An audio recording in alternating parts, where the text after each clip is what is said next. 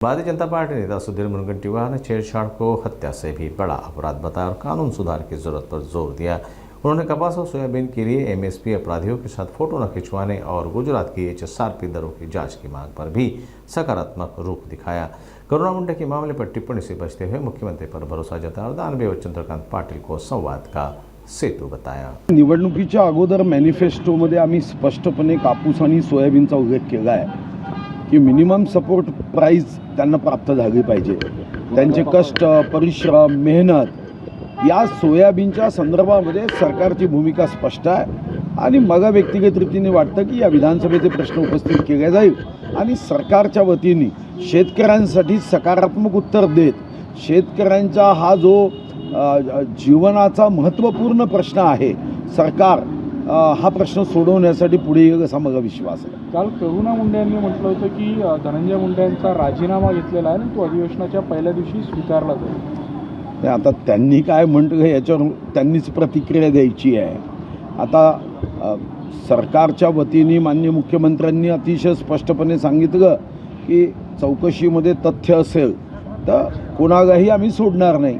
तर मला वाटतं की राज्याचे मुख्यमंत्री म्हणून त्यांनी भूमिका सरकारची स्पष्ट केली आहे। तर आपण वेट अँड वॉच।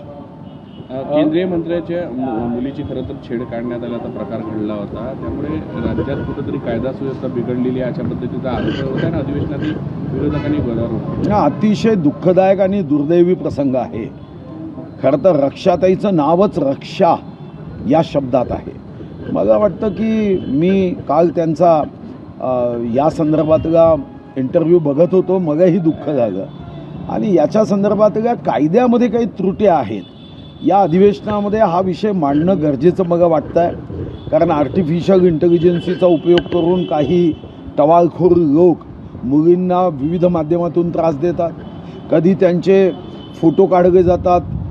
गरीब मुलींना यातून किती मनस्ताप होतो, म्हणजे हा खुनापेक्षा जास्त गंभीर गुन्हा आहे, कारण तो खुनामध्ये त्या व्यक्तीचा मृत्यू हा एकदा होत असेल तर इथं तर रोज मृत्यू होतो त्या गरीब मुलीचा।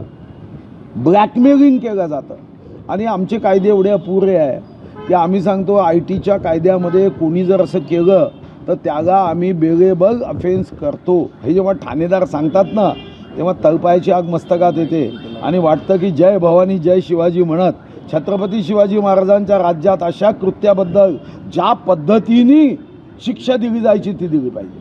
काय चालू आहे हा विचार करणं गरजेचं आहे आणि हे कायदे बदलवण्यासाठी काही कायदे अशासकीय विधेयकं मीही सुचवली आहे। भाऊ, तुमची सुरक्षा जी छेड होती ती वाय करण्यात आली ती समोर येतं? हे मला माहीत नाही, मी काही मागे पुढे गाड्या पाहत नाही आणि त्यामुळे कोणी काय केलं हे पाहायचं आवश्यकता नाही। जो मिला वो सही, जो नहीं मिला उसके साथ आगे बढ़ना है। हो, एका बाजूने राज्यात टोकाचं राजकीय वातावरण असताना आज अंबादास दानवे यांच्या चेंबरमध्ये चंद्रकांत दादा पाटील गेले आणि एक खेळीमेळीचं वातावरण त्यानिमित्तानं त्या चेंबरमध्ये पाहायला मिळालं। नाही, चंद्रकांत दादा पाटलांवर ही जबाबदारीच आहे, कारण ते संसदीय कामकाज मंत्री आहे आणि संसदीय कामकाज मंत्र्यांचं साधारणतः हे जबाबदारीचं काम असतं की विधानमंडळामध्ये सर्व राजकीय पक्षांच्या नेत्याशी संबंध ठेवून संवादाचा सेतू तुटता कामा नये। जेव्हा जेव्हा अशा पद्धतीने तीव्र भाव निर्माण होतो तेव्हा संसदीय कामकाज मंत्री दोन्ही बाजूंच्या मधात एक दुवा बनून सामंजस्याची भूमिका घेतो आणि चंद्रकांत दादा पाटील हे आमचे अतिशय सुस्वभावी नेते आहे, सर्वांशी सौजन्याने वागणारे नेते आहे, अतिशय मनात शुद्ध भाव घेऊन काम करणाऱ्या राजकीय नेत्यांपैकी एक नेते आहे। तर मला वाटतं की जेव्हा ते संसदीय कामकाज मंत्री म्हणून काम करतात तेव्हा हा संवाद उत्तम पद्धतीने होत असतो। या अधिवेशनामध्ये तुमच्याकडून काही महत्त्वाचे मुद्दे मांडले जाणार आहेत? तुम्ही गेल्या वेळी बोलले होते आता अभ्यासाला वेळ असेल आणि सगळ्या आयुधाचा तुम्ही वापर उद्यापासून तुम्ही बघायचंच आहे। आता हे मुद्दे तर उचलावेच लागणार आहे। शेवटी मग ज्या जनतेने निवडून दिलं, ज्या मतदारसंघात 7व्यांदा मग निवडून दिलं त्या मतदारसंघाच्या मतदारांचा सेवा करण्यासाठी या आयुधांचा मी उपयोग करणारच आहे आणि त्या दृष्टीने मला वाटतं की सर्वात जास्त अशासकीय विधेयक राज्यातले मी टाकले आहे। अर्धा तास चर्चा पहिले 10 दिल्या जायचं मी अध्यक्ष महोदयांना विनंती केली की 10च्या ऐवजी आमची ही मर्यादा 25 करावी आणि त्यांनीसुद्धा मोठ्या मनाने आता 10ची 25 केली आहे. माझे तारांकित प्रश्न आत्तापर्यंत 39 मंजूर झाले आहे. तर हा माझा प्रयत्न आहे की जास्तीत जास्त जनतेची सेवा करण्यासाठी जनतेचा आवाज बनून जी काही सेवा जनतेची करता येईल तो करण्याचा मी प्रयत्न करतो. भाऊ, गुजरातची FTA कंपनी महाराष्ट्रात 550 रुपयांना नंबर प्लेट देणार आणि हीच कंपनी गुजरातमध्ये 160 रुपयांना देते. कुठेतरी अतिरिक्त चार्ज जो आहे तो लागतो नाही. मी आता केंद्रीय परिवहन विभागाकडून माहिती मागितली आहे की देशामध्ये कोणत्या कोणत्या राज्यामध्ये या संदर्भामध्ये नेमप्लेटच्या संदर्भामध्ये म्हणजे नंबर प्लेटच्या संदर्भात काय दर आहे आणि याच्या संदर्भामध्ये काही विशिष्ट कंपन्याच देशामध्ये देतात का. उद्या हे काही रॉकेट टेक्नॉलॉजी नसेल तर मग काही पुरुषांचे बचत गट काही महिलांच्या बचत गटांनाही काम देता येईल का. आपण त्यांना काही सीड कॅपिटल देऊ शकू का. आपण एकीकडे म्हणतो की विकेंद्रीकरण झालं पाहिजे, विषमतामुक्त समाज निर्माण झाला पाहिजे. मग 2-3 लोक श्रीमंत करायचे की प्रत्येक जिल्ह्यामध्ये एकागा काम देता येतं का. याच्यामध्ये टेक्नॉलॉजी काय आहे तर याचा अभ्यास झाल्यावरच यावर मी अभिप्राय देऊ शकेल. असं तर होत नाही आहे ना की देशात 3-4च कंपन्या या प्लेट देत आहे का. आणि म्हणून गुजरातमध्ये काय भाव आहे, बाजूच्या तेलंगणामध्ये काय भाव काय भाव आहे, कर्नाटकमध्ये काय भाव आहे, मध्य प्रदेशमध्ये काय भाव आहे, हे 1900 नंतर या ज्या प्लेट गाडीत येतात त्याचा दर काय आहे कारण त्याची अजूनपर्यंत माहिती नाही आहे. त्याचा दर आणि जुन्या गाड्यांचा दर कारण साधारणतः महाराष्ट्रामध्ये जो आकडा माझ्याकडे आहे तर मोठ्या प्रमाणावर या 10 वर्षामध्ये गाड्या घेतल्या गेल्या आहे. साधारणतः या गाड्यांची संख्या ही 3 कोटीपेक्षा जास्त आहे की जी 2011 नंतरच्या या गाड्या आहेत. आणि म्हणून मग 15 वर्षाच्या अगोदरच्या गाड्यांच्या प्लेटबद्दल काय होणार आहे याची सुस्पष्टता अभ्यास केल्यावर प्रतिक्रिया देणे योग्य होईल.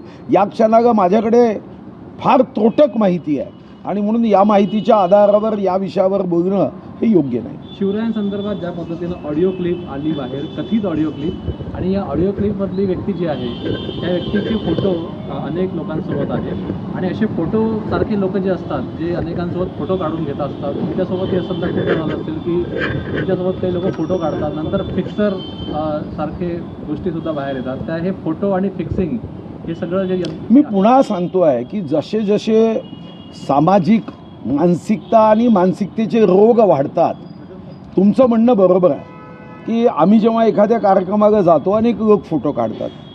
आता त्या प्रत्येकाला आम्ही SP कडून सर्टिफिकेट घेऊन ये तू गुन्हेगार नाही असं सांगू शकत नाही. आणि फोटोपासून आम्ही जर त्याला फोटो काढण्यापासून थांबवलं तर मग राजकीय नेता म्हणून आमची प्रतिमा जी आहे हा अहंकारी आहे, हा गर्विष्ठ आहे अशी प्रतिमा होतो. आता काल मी एका लग्नात गेलो, त्या लग्नातही अनेकांनी फोटो काढले. आता फोटो काढत असताना थांबवता येत नाही. पण जर एखाद्या व्यक्ती अशा पद्धतीने संबंध ठेवत असेल तर त्यापासून आम्ही वाचलं पाहिजे आणि ही काळजी मात्र घ्यायची. आम्हाला जर एखाद्या व्यक्तीबद्दल माहिती असेल की हा गुंड प्रवृत्तीचा आहे, हा बदमाश वृत्तीचा आहे तर फोटो काढता कामा नये आणि अशांना मदत करता कामा नये, त्याला मदत होता कामा नये. छत्रपती शिवाजी महाराज आमच्यासाठी देव नाही पण देवापेक्षा कमी नाही आहे. अरे तुम्ही कोणत्याही जातीचे, धर्माचे, रंगाचे, वंशाचे, वयाचे असू द्या, हृदयात शिवबा पाहिजे. आज ही लोकशाही, ही आमदारकी, मंत्रीपद, खासदारकी, जनसेवा, छत्रपती शिवाजी महाराजांच्या राज्यात छत्रपतींबद्दल अपशब्द हे तर सहन करण्याच्या बाहेर. पाहू आता पोलीस काय करतात. फिक्सर जे होते, फिक्सर प्रकरण जे टाकलं होतं मध्यंतरी, तर मंत्रालयाचे फिक्सर बाहेर झाले पाहिजे यावर तुमचे काय प्रतिक्रिया? हे माझी प्रतिक्रिया तर कडक आहे आणि या संदर्भामध्ये अशा फिक्सरची माहिती देणाऱ्यांना कायदा केला पाहिजे की 50-50 लाख रुपये बक्षीस द्यायचे. मी सांगतो किती फिक्सर बाहेर येतील. अशा अनेक लोकांना माहिती असतात पण तो डेस्क ऑफिसर विचारतो मी कशाला मदत पडू, माझं आयुष्याचं नुकसान करेल. या नेत्यांच्या भानगडीत आपण पडलो तर शेवटी आपली अडचण होईल, आपण आयुष्यातून उठून जाऊ, आपला परिवार कुटुंब उद्ध्वस्त होईल, उघड्यावर येईल. बक्षीस ठेवा ना. मी आत्ता तुम्हाला सांगतो अनेक लोक पुढे